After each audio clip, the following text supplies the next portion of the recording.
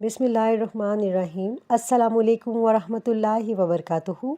सुनिए, ठहरिए, क्या आपके रिस्क में बरकत नहीं, घर में तंगी है, नौकरी नहीं मिल रही, कारोबार बार बार रुक जाता है? तो सुन लें, कुरान में ऐसी आयत मौजूद हैं जिन्हें अगर यकीन के साथ पढ़ा जाए तो अल्लाह ताला ख़ुद फरमाता है कि मैं रिस्क के दरवाज़े खोल देता हूँ। आयत नंबर 1 सूरह अत-तलाक, ये रिस्क के लिए सबसे मशहूर आयत है। वमन यतक़िल्लाह यजअल लहू मख़रजा वयरज़ुक़हू मिन हैसु ला यहतसिब।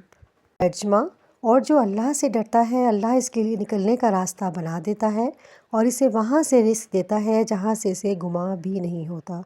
आयत नंबर 2 सूरह यासीन, आयत 82 से 83। इन्नमा अमरुहु इज़ा अरादा शैअन अन यक़ूल लहू कुन फ़यकून फ़सुब्हानल्लज़ी बियदिही मलकूतु कुल्लि शैइन व इलैहि तुरजऊन। तर्जुमा, इसका काम तो ये है कि जब वो किसी चीज़ का इरादा करता है तो कहता है हो जा, और वो हो जाती है। बस पाक है वो ज़ात जिसके हाथ में हर चीज़ की बादशाही है और तुम इसी की तरफ लुटाए जाओगे। ये बात याद रखें, कुरान की हर आयत बरकत वाली है, लिहाजा नियत और यकीन सबसे अहम चीज़ है। अमल वजीफ़ा नहायत आसान है। अगर आप रिस्क में कुशादगी चाहते हैं तो ये अमल करें। फजर की नमाज के बाद सुन्नत और फ़र्ज़ के दरमियान 3 मरतबा दरूद इब्राहिमी पढ़ें, फिर 41 मरतबा ये आयत पढ़ें, सूरह तलाक वाली प्लस सूरह यासीन आखिरी आयत।